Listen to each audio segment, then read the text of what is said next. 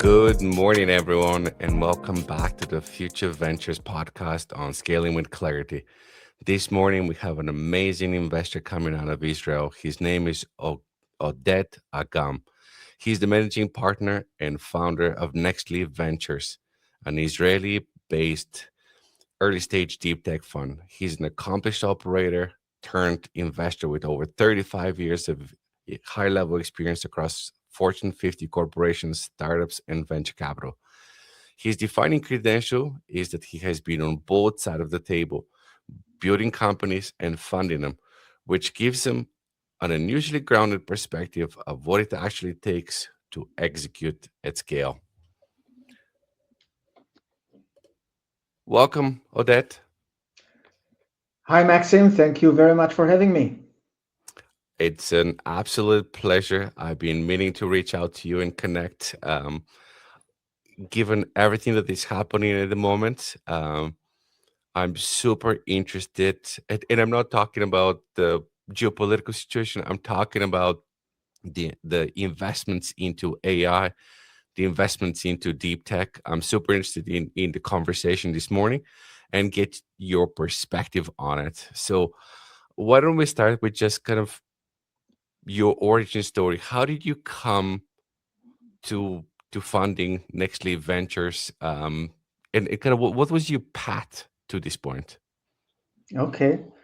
So let me start maybe with the beginning. So my academic credentials. I started off as an engineer. I have my electrical engineering degree from the Technion. It's the most prestigious institution for academic engineering studies in Israel. I have my master's in electrical engineering from Tel Aviv University, and I also have an MBA from NYU, the Stern School of Business in New York. Yeah. And when I lived and worked in the US for about 7 years throughout my life in three different periods, and the last time when I came back from my relocation to the US, back to Israel, was about 2002. And one of the first things I did back then is I looked for the alumni club of NYU in Israel. And when I couldn't find it, I Yeah. created it. I co-founded it. I started the alumni club for NYU here in Israel. And ever since then, for more than 20 years, I serve, volunteer as the president of the NYU Alumni Club of Israel. Mm. In addition to that, I'm also volunteering in a kind of a strategic way as a member of the board of a nonprofit organization called Big Brothers, Big Sisters of Israel. I've been on the board since 2014, and I'm chairman of the board since 2017. So it's already 9 years that I've been leading that organization. On the professional side, I started my career in startups. So Mm-hmm. I've been with startups both here in Israel and also in the US for more than 11 years. And then I spent more than 11 years at Intel, the chip giant. Uh, Mm-hmm. and I like to say that I speak both languages, right? Of course. Because, a small startup, a big corporation like Intel, they might be saying the same words, maybe even the Mm-hmm. same sentences. The meaning can be completely different. And Okay. if you don't know how to translate, then, they talk past each other. And what can you do? Big corporations like Intel need startups, and startups need big corporations in Mm-hmm. almost every stage in their lifetime. When I was at Intel, I led strategic planning of several different product lines, and these were product lines that actually generated more than $30 billion in revenue for the company. It's And amazing. in my last position at Intel, I led a group that was called the Strategic Technologies Group. And what we did back then is we identified and incubated transformational disruptive technologies. Mm-hmm. Basically, what we would do, and this somewhat relates also to what we do at NextLeap Ventures, we would start with what we used to call the long-term outlook, basically painting a vision of how the world is going to look like in 10 years from now across business, usage, and technology. Because only if you look at all these three dimensions holistically, you Hmm. can come to a realistic view of how the world is going to look like in 20 years, in 10, 20 years. And basically, if I look at this long-term outlook as kind of an iceberg where most of Hmm. it is underneath the water, there's only like 10% on the top that you see floating Yes. up above. So the thing that you see like on the top is like a matrix.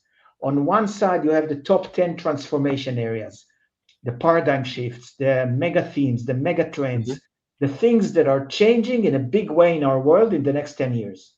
And then the other axis is the vertical industries.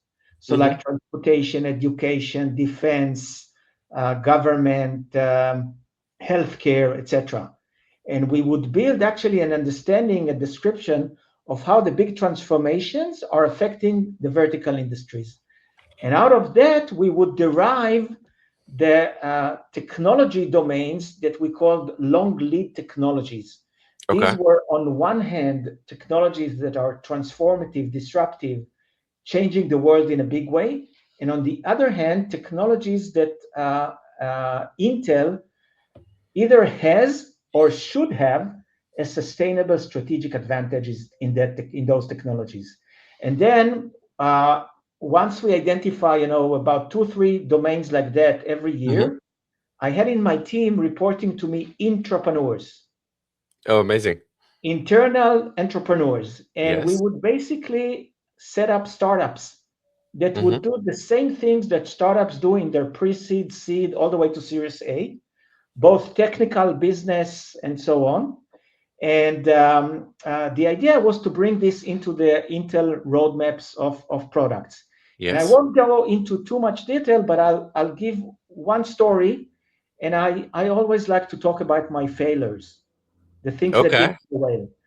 I mean, So those are the ones that people don't share. So that's amazing that you're doing so this. And there's I, no I'm nothing. I'm very excited about telling you about my failures. Yeah. So 2012, 14 years ago, we've identified AI as the next big thing, So artificial intelligence.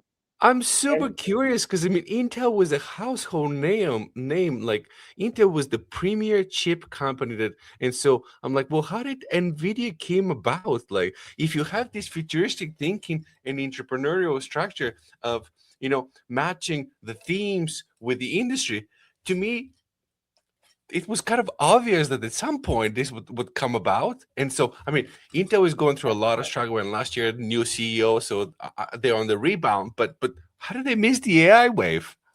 so that's why I'm talking with you about Yeah, 2012, right? yeah, We identified the AI wave, and we basically established a small startup within Intel. It started with one person, an entrepreneur okay, that reported to me. Then we grew it up to 5 people and more. And in the next 2 years, until 2014, we did what startups do. We hmm, developed technology proof of concepts and pilots, and we developed a full business plan. And in yep, 2014, we presented the full business plan to the top management of Intel. And this was a program that required Intel to invest about $300 million to okay, make this happen. And if we would have been successful, two things might have happened. The first one is that I would probably have chosen to continue and be at of course, Intel at this point. And the second is that the queen of AI would not have been NVIDIA, it would have been Intel. yep, But unfortunately, as you mentioned yourself, there's a phrase that I really sympathize with. Sometimes you win, sometimes you learn. So we learned a lot from that experience. And then that is fast true. forward 2017, I decided to leave Intel, and Yep, that the next chapter in my life is going to be about investing in high-tech startups. And what I did is I called my friends, my colleagues, to start NextLeap Ventures. When I say my yes, colleagues,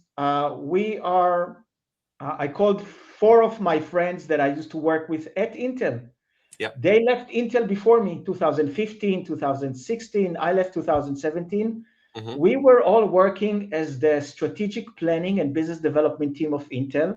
Mm-hmm. In the 10 years that we've worked together as an integral team between 2006 and 2016, we led the definition of the Intel product lines that generated more than 80% of Intel's revenue globally. Wow. This is several hundreds of billions of dollars consistently over the course of 10 years.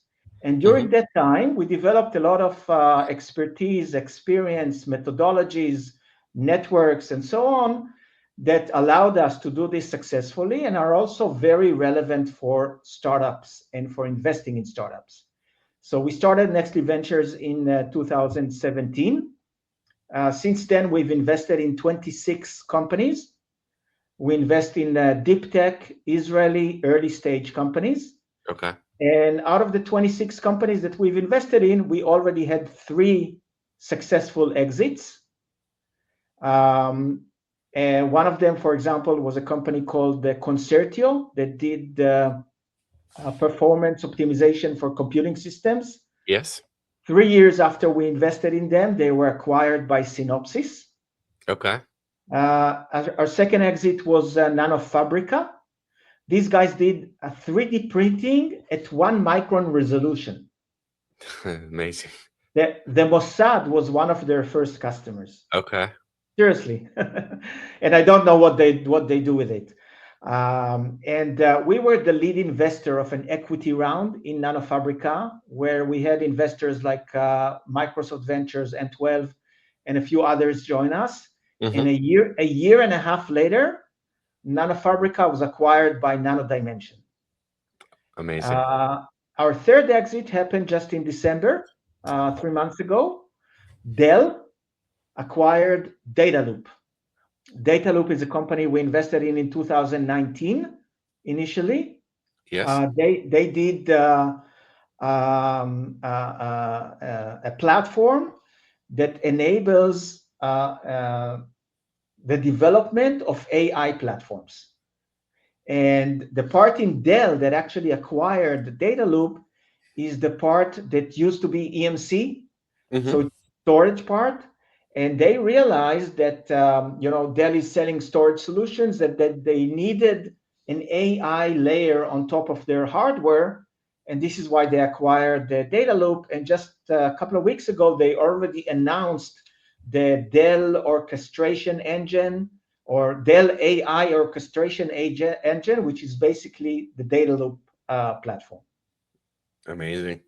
And so, Oded, I mean, is it hard to find companies like that, amazing success stories in Israel to invest? Or like the perception that we have here in North America is that Israel in particular is kind of like the Silicon Valley of the East. Like they just abundance of these technology entrepreneurs that they're just spinning up amazing ideas in companies. So give me a little bit more of a sense as to these companies, because those are like really, really important success stories with some of the household global names that have acquired those companies. Right. So you're right. I mean, Israel is considered to be, second best to the Silicon Valley in terms of startups and VC investments. There's more than 6,000 startups here in Israel, and Israel is a very small country, right? It's the size of New Jersey, and actually has almost the same number of people. Population is under 10 million people here. Yeah. And still there's more than 6,000 startups. On a per capita basis, it's by far leading, on almost every Right. metric you can think of. And there is, a lot of VC money coming into startups here, both from American, European, Far East, and also Israeli money that comes into these places. And there's also an abundance of Fortune 500 companies that have R&D centers here. A lot of multinational corporations. It started off in the 70s when Motorola started their center here, then IBM, and the third one was Intel. And then later on, I mean, today almost all Fortune 500 companies have R&D centers here in Israel. And Okay. this is important because this is the exit strategy for the startups in many times, because many of these big corporations, they acquire the Israeli startups and they integrate them into their R&D center, or if they don't already have an R&D center here, their first acquisition becomes the core of their R&D center here in Israel, and then it continues to grow. But 6,000 startups is a lot of hay, and you need to find the needle in the haystack, right? That's Hmm. always the issue, or the challenge with venture capital, because there's many startups, and the success rate, right? Nine out Yeah. of every 10 startups fail and shut down. Yes. So you need to find, one out of 10 that is going to be successful and bring you a nice return. And what So we are so doing, so how do you do it? I mean, obviously now after doing it for so many years, I'm sure that people like you've developed such a strong reputation for NextLeap Ventures, and people are coming to you. In the beginning, that might have been different. So how do you find this needle in a haystack? right? So that's a very good question. We actually have a very unique and differentiated way of doing this. We work in cycles. We already completed 9 cycles since we started NextLeap Ventures in 2017. When we start a cycle, we look at several hundreds of companies across the ecosystem here in Israel, sometimes even close to 1,000 companies. And after a few months of due diligence, research, analysis, and so on, we choose the 5 startups for investment. Wow. Okay. And when I say we choose the 5 startups for investments, I mean the partners of NextLeap Ventures. This is the investment committee. So it Hmm. includes the 5 partners that founded NextLeap Ventures 2017 that I described before. Plus, in 2019, we've added 3 American partners who live in the Silicon Valley in Okay. California, and they are part of the team as well. One of them, for example, used to be VP strategy of Adobe for 10 Yes. years. He actually drove or led Adobe to be one of the first SaaS companies, software as a service. And this, in 10 years, it increased their market cap by 15x. Yeah. And if they would not have gone to become, a SaaS company, Adobe would probably have, gone away, right? Been Where, whereas now they've been acquiring companies, and they were kind of on the leading edge in terms of changing the pricing architecture, and because there was a yeah. bit of a So backlash in terms of the buy the product, you own the product, to now being a SaaS right, right, product. right. But So that allowed them to our do. my friend, our partner, in NextLeap Ventures, Dan Cohen, he's considered to be a world-renowned expert on that. And Yes, in fact, just last year, Michael Dell himself called him up to get his advice on SaaS. that's fantastic. Our second partner in the Valley is a guy who's an expert on technology. The guy has 88 granted patents Okay, with his name on them. And our third partner in the Valley is a finance guy, Richard. So he has experience all the way to a CFO level in a variety of companies. So across the 8 partners of NextLeap Ventures, we have experience and expertise and networks and understanding of a lot of dimensions of high tech, and we choose the 5 startups for investment. But we don't yet invest. hmm, What we do then is we take the 5 startups, we bring them to a pitch event, okay, and they present to a pitch event where the audience is about 100 former and current executives of multinational corporations. okay. So obviously we started with the Intel community, right? Of Former course. and current Intel executives, but we've expanded this to Nvidia and Meta and Microsoft and Google and Amazon, et cetera, right? And this is a very diverse group of people, because you have folks who are HR professionals, you have IT, operations, manufacturing, R&D, software, hardware, semiconductor, sales, marketing, lawyers, accountants, psychologists, chemists, physics, what have All you, the disciplines. everything. Yeah, yeah. And they listen to the 5 pitches. They go then to an exhibition and they walk through the tables and see the demos and the POCs of the startups. They Okay. talk with the co-founders, and then they vote and they rank the companies 1, 2, 3, 4, 5, literally. In the top three, we invest. Okay. So this is a very, very selective process. It starts with almost 1,000 and ends with 3 investments. And we coined the term, we call this with half a smile, we say this is the wisdom of the intelligent crowd, right? No It's pun not intended, right? exactly. Yeah. It's not that I'm going to the street and I'm telling people, listen, Yeah. guys, please help me find startups. Yeah. No, I'm going to the very experts of high tech from different disciplines. And I'm giving them, first of all, 5 startups that the investment committee already decided to invest in them. Yeah. But then this diverse group of people that coming from different disciplines is helping us refine the list even further from 5 to the top 3. You can almost make this into a reality show. It's that intense, going from 1,000 to a 3. Yeah, yeah. It is kind of kind of a beauty contest in a Yeah. sense, and it's on purpose because if the CEO of the startup cannot come to the stage and present their company in 10, 15 minutes and then have a demo on the side that shows what they're doing and talk intelligently to people, they will not be ranked, among the top 3. And it's a test for them as well, right? It's one of the So, tests that we have them go through.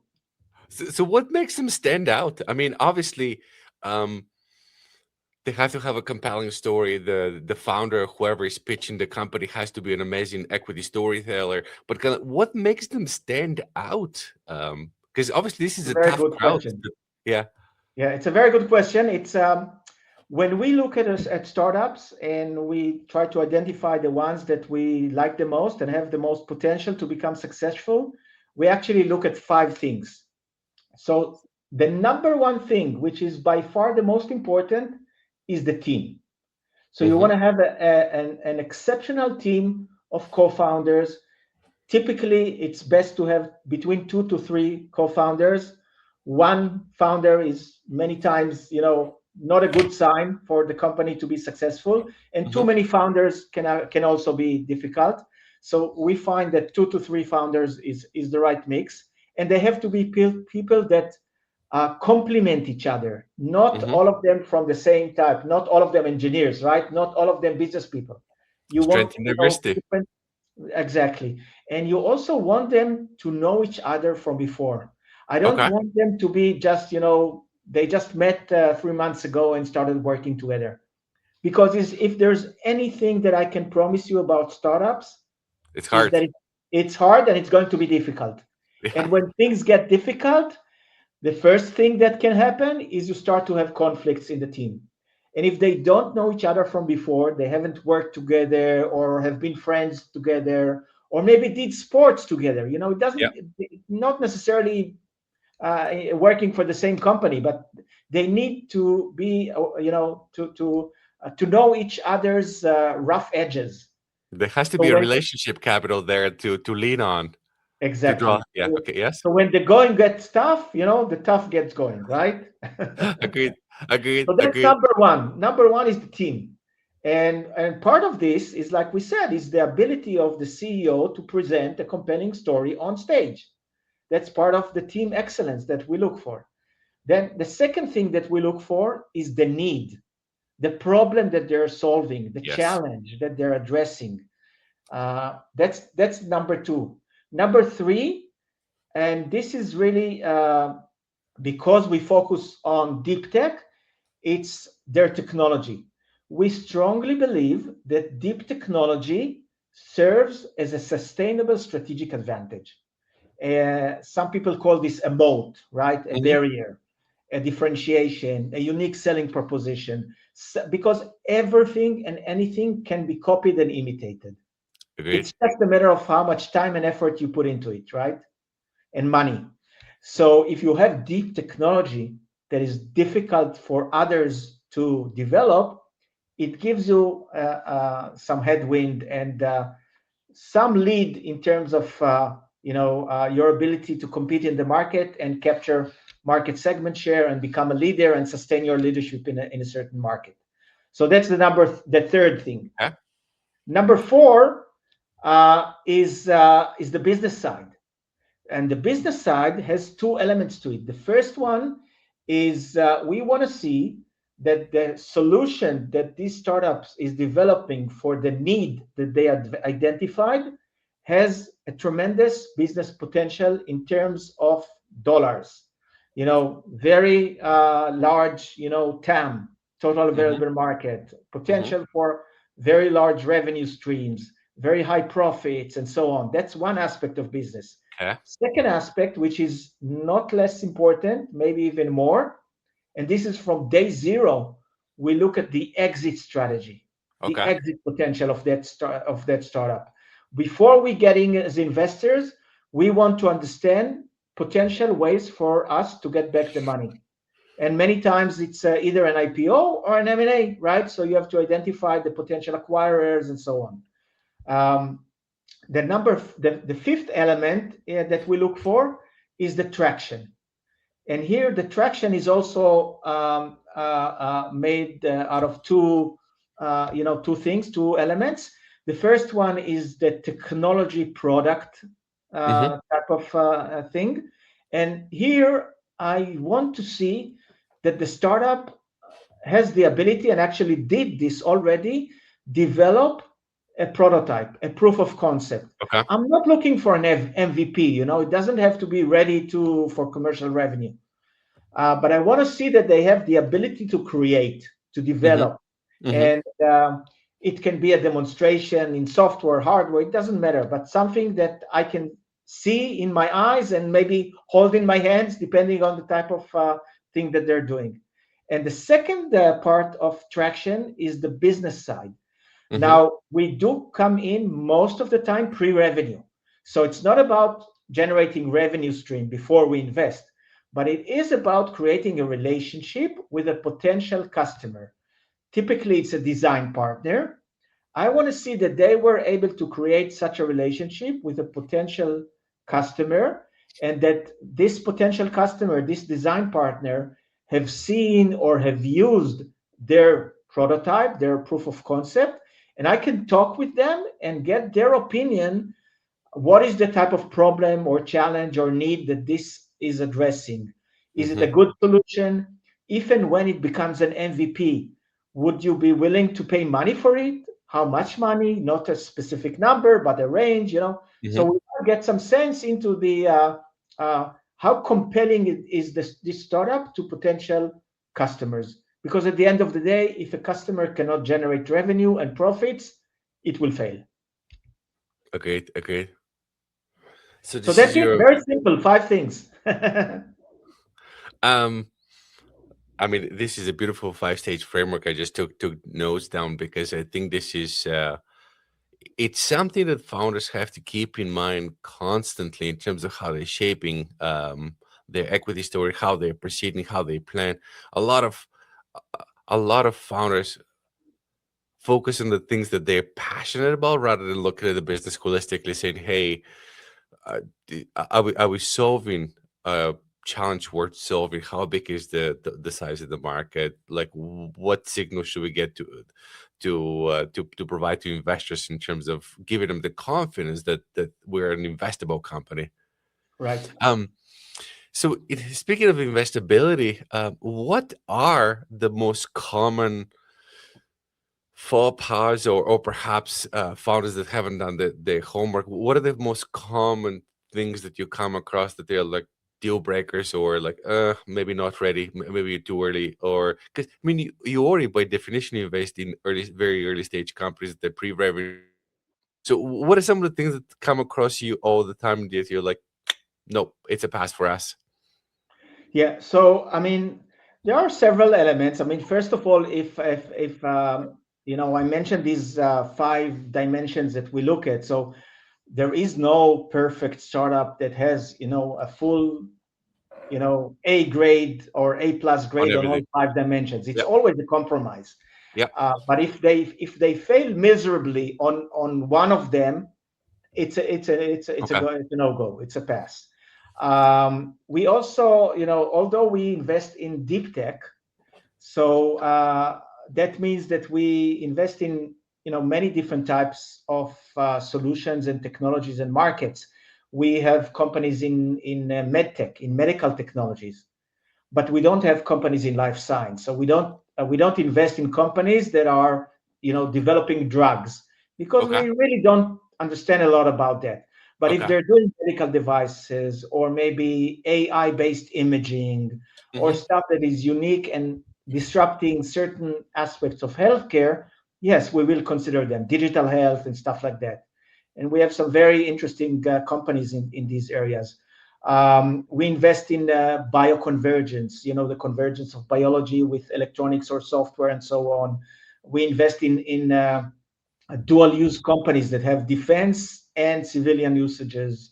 We Yes. invest in a data center and AI factory enabling technologies. Like, for example, one of the companies we invested in is called Zutacore. They do cooling for the data center. Hmm. Hmm. Cooling is a huge issue in the data Of center. course. Another company in that area is New Photonics. They do optical communication and networking and interconnects in the data center. That's also, a place where you need more and more performance and less power, which is, what you're looking for. But And if as part of your criteria, that is this something that you're consciously looking for in terms of like evaluating? I think was criteria number two in terms of the TAM, like technology that can be applied to different use cases, like from like in this case defense and civilian life or whatever it might be. yes, yes. So I'll try to answer this with an example. Okay. Uh, about 5 years ago, we started looking at the drone market, Mm-hmm. because we realized, drones is a growing thing, and we need to be investing in the drone market. And we looked at several hundreds of companies. This was back in 2020, I think. And back then, we saw many companies, and we realized it's too early to invest in the drone market. And then we looked at it again in 2022. And then we looked at several different types of companies. So we looked at companies that are developing drones, and we looked at companies that are developing enabling technologies for drone makers. Mm-hmm. And uh, at the end of the day, we decided that both of these directions are not the right ones for us to invest in, because both these types of companies are going to be playing in a red ocean type of a market. And we focused and identified a company called Airways that we invested in. Okay. And they are the enabler of the whole drone ecosystem. How do they do this? They do UTM, Mm-hmm. unmanned air traffic management. So basically, they're doing the orchestration of drone traffic in urban areas, and also obviously in military zones. Yes. So because when you have hundreds and thousands of drones flying concurrently, let's say, for example, uh, they have a customer for the past 3 years already, which is the port of Rotterdam. So the Okay. port of Rotterdam is the largest port in the Western world. And for the past 3 years, Airways system is used to manage their skies. And they're enabling 72 fleets of drones to operate concurrently in the airspace of the port, doing inspection, delivery, emergency, surveillance, all kinds of stuff like that. And without a system like Airways, they wouldn't be able to have so many drones flying concurrently, because they would have to keep distances so far between them that it Yeah. makes it non-economical to start with. And because Airways is there, they're now able to do what is called BVLOS. BVLOS means beyond visual line of sight. The Yes. regulation today already says that you cannot do beyond visual line of sight flights of drones if you don't have a UTM in place, an unmanned air traffic management system. And because they have this, now they are replacing the taxi boats that go to the cargo ships Mm-hmm. every day, because the cargo ships, they're not next to the dock, right? They're Yep. out at sea about 2, 3, Yep. 4 miles, and Yep. every day you have traffic of taxi boats going back and forth to the cargo ships, delivering stuff, bringing stuff, fuel samples, and so. Today, instead of sending a taxi boat, you send a Instead of drone, and that's a so- savings of millions of dollars every month, and not to talk about the carbon emission savings that you're doing. And they wouldn't have been able to do these things without a UTM like the one that Airways has. And Airways has a system that, because of the founders that have a significant experience in airborne air traffic Mhm. control of very dense air traffic areas from their service in the IDF in the past. So can I And just jump in and because ask a question? So I'm obviously very curious. I mean, it's always a good idea if you can make a better utilization of your existing assets rather than having to build new asset base. And so Airways is clearly demonstrating this. Has a global standard emerged around UTM, or yes, is Airways kind yes. of defining the No, no, standard? no. Absolutely. There are standards that have already formed. Okay. In this, it's actually quite interesting because unlike many other markets, the EU is leading the US in that sense, in terms of the standards and the regulations. Hmm. But the US is closely following. Okay. And just for example, Airways is now engaged in some activities relating to managing drones for the FIFA games, the soccer games Yes. in the US. That's going to be in 2 months. Yes. So every stadium that's going to have a soccer game is actually going to have its own kind of air traffic control system to manage the drones, right? For the media and for security related stuff and stuff like that. So and the whole UTM and air drone traffic and drone traffic and all that. This was part is starting to be regulated and standardized. This was one of the reasons why we chose not to invest in Airways in 2020, because the regulation was not there yet. The standards were not there yet. And Airways, Yeah. over the course of the past 6 years, have been working very closely with the standardization bodies, with the regulation Yeah. bodies, helping them to create the right standards and regulations. It's good. How how long before we start to see UAVs and human transportation? That's a very good question. Um, there are today more than 300 companies that are developing air taxis. Yeah. And this is already starting. In Israel, there's something called INDI. It's the Israeli National Drone Initiative. Okay. It's actually now in its third phase.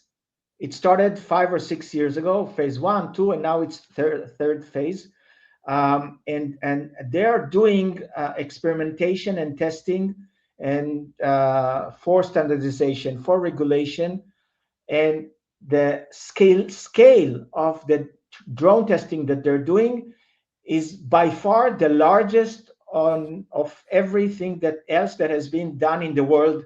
It's more than anything in that area that NASA did or anybody else.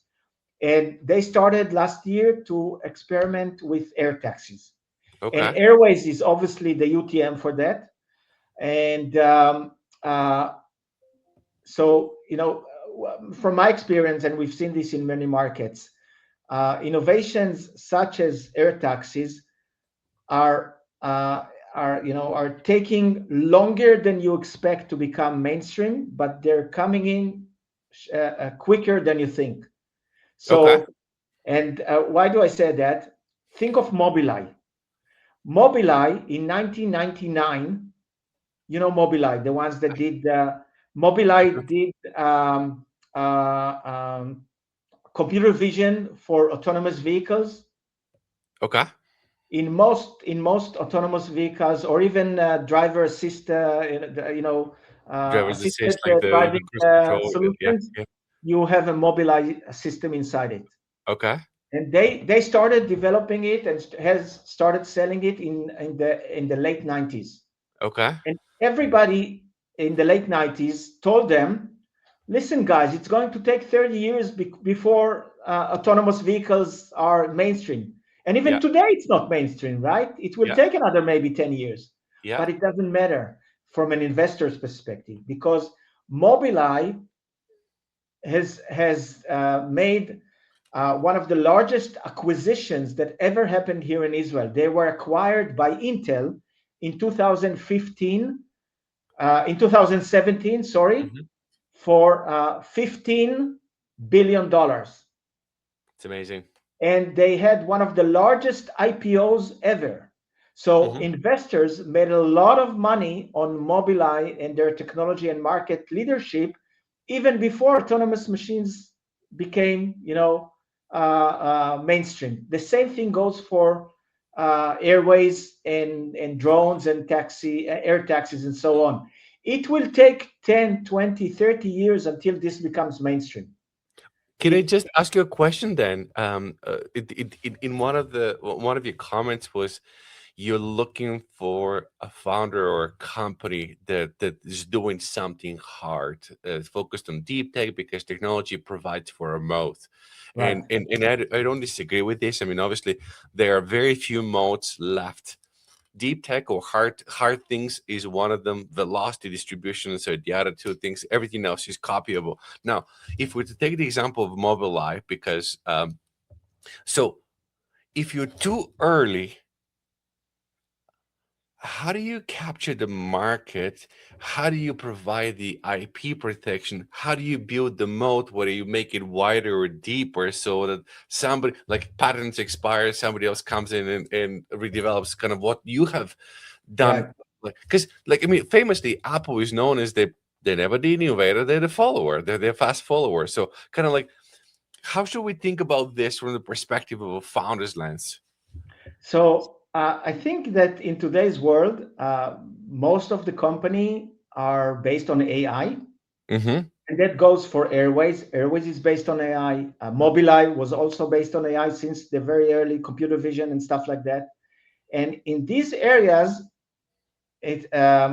you continuously develop and expand and increase the data that you own.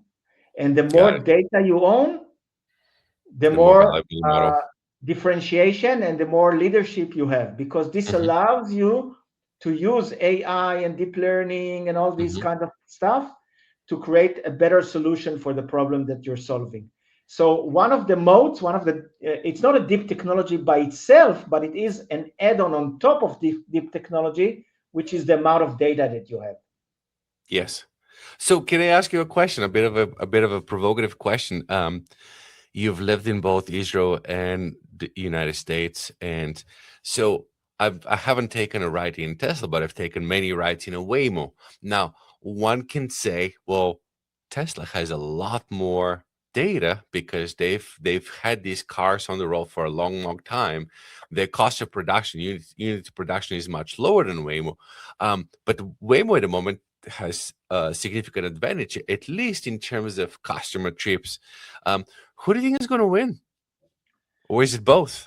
I think it's both, and I'll give you the example of the mobile market, right? Yes.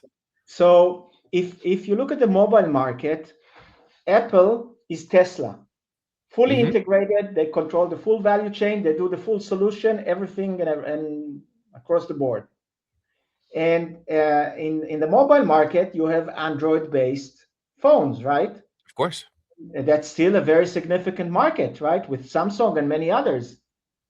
Same thing in the automotive. So Tesla is the Apple of the automotive, and you'll have many of the other automotive vendors that are going to be based on technologies coming from others as competition to Tesla. And there's a place for both. It's not going to be a monopoly of one vendor, right? Interesting. Interesting. I kind of go back to the historical examples where typically the one that's open to everyone rather than the walled garden typically wins. Not always, but typically. So if I was to use this as kind of as a proxy, you would think that Waymo would win because they have it's not predicated upon creating being part of the ecosystem. But then Elon Musk has a very different mindset around intellectual property. He's like, uh, I mean, his famous saying is like, if you have to hide behind a patent, then you don't have a strong enough company. Um, so for That him, I I think agree. I agree with that. the I think for him the moat is really velocity, the speed with which he can execute. I think it's both things. I don't think it's one or the other. Mm-hmm. I think you need to have IP, and but I think it's over the years we came. This is a kind of a nuance. I spoke before about a sustainable strategic advantage. The actual term that I should have used, this is more advanced, is transient sustainable strategic advantage, Okay. because you create your own sustainable strategic advantage, but every year you have to create another one. Mm-hmm. Mm-hmm. So because the pace of change is exponential, we know that, right? Okay. Okay. Since the days of Clayton Christensen with the disruptive innovation and the Yeah. exponential curve and all that. So things are changing in a much faster way, and that means that even when you create a sustainable strategic advantage, it will not hold for long. So you have to continuously Yeah. create more and more and more and more and more. And this is what So Elon Musk is talking about. He's absolutely right. so Oded, I mean, obviously, your upbringing, your time with Intel was influential. Like you were in a strategic planning capacity, you were part of the kind of futuristic department. Um, like working at kind of in a matrix between teams and industries. Um, this is all very important um, um, foundational knowledge. How do you institute the same type of knowledge and understanding into the companies that you guys invest in? Because this is really really helpful. Yeah. There's So, recently the I think the founder and CEO of Adobe published a book called The Seven Powers, and the Seven Powers is kind of try to emulate and capture some of this transient strategic advantage in terms right. of like positioning and volume of scale and like kind of like switching costs. So how do you translate what's in here to what's in the portfolio company's minds? Right. So first of all, before I go into that, a little bit of a commercial. I also wrote a book. It's called Bridges to Leadership, Okay, and it's available on Amazon. And it talks about these things and about in much more detail about everything that we talked about today. And fantastic. what we do at NextLeap Ventures is, once we invest in a company, we provide the company with what we call a virtual accelerator. We Okay. typically get a seat on the board or observe a seat on the board, and we proactively help the startup develop their strategy, develop their business, connecting them with other investors, with customers, with partners, with executives to hire, helping them open up offices in the US, in Europe, in the Far East, Hmm. helping them go through the pains of growing up. Like, when we are teenagers, we have growing pains, right? Of course. Same thing with startups. When they grow from 5 to 15 to 50 to 500, they need to put all kinds of procedures and things in place. On one hand, to start to scale the business. On the other hand, they don't want to inhibit innovation and creativity. So Hmm. you have to do it in the right way. And from that aspect, I serve in 6 boards. So in 3 of them, I'm a board member, and 3 of them, I'm a board observer. And Hmm. similarly, my friends, the other partners at NextLeap Ventures, they have their board capacity in other startups, and we proactively work with the startups to help them, develop the strategy and to address challenges that they are, coming and facing every day, every week, every month, every quarter. It's part of the work that we do with them all the time. I mean, what I'm hearing is like a model that's like really refreshing and very much focused on driving as much likelihood of success with the portfolio companies as possible. Now, my question is, I understand you're Israeli based. I understand that you invest in Israeli companies. Do the companies have to be domiciled in Israel in order for NextLeap Ventures to invest in them? That's a very good question. We invest in what is called Israeli-related companies. Okay. So I'll give you an example. One of our exits, Concertio, was a Delaware incorporated Yep. company. The CEO and the business and marketing team were in New York City, Mm-hmm. and the CEO was Israeli, and the R&D team was back here in Israel. Okay. So that's Israeli enough. So the company doesn't have to be incorporated in Israel, but it needs to have Israeli co-founders, and it needs to have significant critical mass of employees here in Israel. Okay. Many times it's at least the R&D organization. So we have been working with Techstars, and they actually have a title or a person that's responsible for it called community architect. That's Eric Matisek. And so, like, some of the things you're describing about Israel are highly unique, but those are kind of foundational pieces that every entrepreneurial or tech startup ecosystem should strive to build. So you talked about some of them, like the focus on R&D, the influx of capital. But if you're architecting a new community from start, what would you build, or what are the elements that you would ensure that they incorporated to ensure that you build something like the Israeli ecosystem, where you have 6,000 companies, the highest per capita startup ecosystem. Right. Like, I don't know what the rate of success is, but I'm assuming it's higher because Yes. of the aggregation. Like, one of the um, uh, for Techstars, the most successful community is Boulder, Colorado. And if you look at it, it's really small community, 150,000 population, but it's those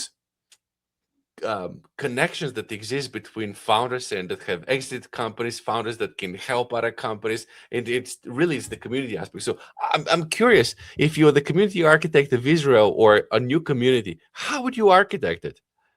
It's a very good question. I many times I give lectures about this, for Okay. delegations that are coming to Israel to try and learn, how the Israeli ecosystem is how was it started and how is it built and all that. I can tell you that there's about 5 pillars that create an effective ecosystem for entrepreneurship and innovation, Okay. and it starts with education and academia. All right, so this is very important. Academia, you want to have universities that are leading edge research institutions. And we are lucky enough to have, in Israel, Having the best. 6 or 7 institutions like that are, top of the line in Hmm. many, like I think when you look at the universities that generated the highest number of entrepreneurs as graduates that became entrepreneurs, I think Tel Aviv University, I think, is number 7 in the world or something like that, and I think the Technion is number 10. So really top of the line Top 10. Yeah. universities. That's one thing. Second thing is the military service. In Israel, we have compulsory military service, Yeah. and that means and a lot of military service today is related to technology. Hmm. If it's cybersecurity, for example, that's one of the areas that's really thriving here in Israel. So uh, a lot of times, the young adults, the 18, 20-year-olds are serving in the military. And when you are, let's say, in an intelligence corps in Israel doing cybersecurity, you'll be doing at age 20, you'll be doing things that in the commercial world, it will take you 30 years to get to a position where you Yeah. get to do these kinds of things. And so they gain, it's an accelerated learning experience on the job for them. And many times when they are released from the army, from the air force, and so on, they go out and they found startups. They start doing their own entrepreneurship, Yeah. and but they've learned so much in the military that they're using these not only the methodologies, actually the technologies and Yep. the way of thinking and everything like that. So it's academia and education. It's the IDF. Second thing is, or third thing, sorry, is the existence of multinational corporations. Yeah. So, like I said, innovation happens not only in startups; it also happens in multinational corporations. And multinational corporations many times are funding and are also creating an exit strategy for startups. So you need to have them in order for the ecosystem to be complete. Mm-hmm. And then the next pillar is having startups. More and more startups. The more you have, the better. And how do you get to a situation where you have more startups? It's a mindset. It's a culture that actually um, um, admires entrepreneurship and innovation and accepts failure and It's an does outcome. not Yeah. penalize you for failing. Mm-hmm. Mm-hmm. This is one thing that we learn, uh, uh, as Israelis, is it's okay to fail as long Mm-hmm. as you get up, learn from it, and continue on and do something new, right? Yes. In many other places in the world, people are so afraid of failing that they don't Don't innovate. try. They Yeah. don't try Yep. because they're afraid of failing. Here, it's okay to fail. You saw before that I started with telling you about my failures, Yeah. right? Yeah. It's a mindset. It's really a Yeah. mindset. And then so in addition to startups, you also want to have a significant number of large local domestic companies. So we have, several big companies in Israel. Some might argue that we don't have enough, right? But companies like Checkpoint, who is Mm-hmm. the original inventor of the firewall, right? It's a Mm-hmm. it's a huge cybersecurity company that's been around for more than 25 years, maybe 30 Mm-hmm. years. Mm-hmm. We have Amdocs that's doing charging and billing for telcos for more than 30 years. We have pharmaceutical companies like Tiva. So there's a variety of companies that are very, very large companies. And that's the next thing. And another thing that relates to the human capital, to the actual people, is the mobility and flow of talent. Mm-hmm. Mm-hmm. Uh, in Israel, it's very normal in the tech business to do relocation to the most of the times to the US, but also to Europe and sometimes to the Far East. So I told you before that I spent 7 years of my life in the US. And Yes. many times, you go to the US, you spend a few years, you work there, you study there. Most of the Israelis, even if they stay in the US for 10 or 20 years, they will come back to Israel at the end. I My last time was 4 years that I was in the US between 98 and 2002. And I chose to come back, and most of the Israelis choose to come back. And when they come back, they bring the All that know-how, the knowledge. Yeah. expertise, the network of people that they've engaged with in the US or elsewhere, and they bring it back here. So it's really a combination of all these things. And maybe the last thing to mention is the government support. And this Okay. is not to be taken lightly. It's very important because Israel has the Israeli Innovation Authority, which Mm-hmm. is a governmental body that actually fosters innovation, entrepreneurship, provides grants, and Yeah. helps entrepreneurs set up companies, and and have different programs of funding. In some cases, they join capital raising, equity rounds, and they invest a third of the money in the funding round, and all of these things together, they attract in Israel hundreds of organizations that invest in startups. So it's both locally based VCs like NextLeap Ventures and others, but it's also a lot of American and European VCs that have offices and actual partners residing here in Israel and investing in Israeli startups. It only makes sense. Now, a question on the government. Um, is the government typically involved in startups or scale-ups or both? Kind of like where are they In placing their both, bets? in Both. both, Okay. in both. Yeah, they try. The many times they try to identify places where there's market failures. Hmm. So for example, places that are more difficult to get funding, they would create a certain program for these areas and try to help them. Like for example, in the past in the past year, they are helping several groups to establish incubators and accelerators for semiconductor fabless companies, Nice. because there is a decline in the number of semiconductor companies that are being founded, because it's more difficult, because it Yep. takes more money, and Yep. so they focus on this area specifically. Or for example, on AI, like for Hmm. example, I just the other day I participated in a meeting. They identified that one of the most scarce resources for startups today is GPUs Hmm. in the Hmm. cloud, right? To Yeah. do modeling, LLM, and all that. So they actually secured the first phase is 1,000 GPUs, and then they're going to 5,000 GPUs from a leading, data center AI factory here, and they're offering this as in a dramatic discount, Wow. like it's subsidized Of actually, course. Yeah. Of course. to both startups and academia, because Yes. both of them need this. A great understanding. Um, Odette, you have been absolutely amazing in your insights. Now, where can people follow you? Where can people get in touch with you? We'll after the show, I'll follow up with you. I want to drop a link to your book. I want to drop a link to where people follow. But if somebody wants to follow your work because you're clearly at the leading edge of things, where should they do so? Sure. So I'd be happy to talk with anybody. I like to talk with entrepreneurs and innovators. I always find that I learn something new, and I really like that.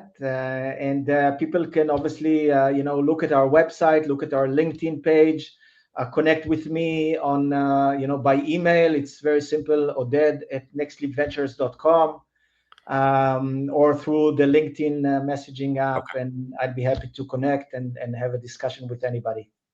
Amazing. Well, thank you so much for coming on the pod and sharing your wisdom. It was highly, highly informative. And I think that a lot of the lessons that you shared for companies or for the community are universally applicable anywhere else in the world. So thank you so much. Thank you very much, Maxim, for having me. It was a pleasure, and I'll be happy to come here again in the future. Absolutely.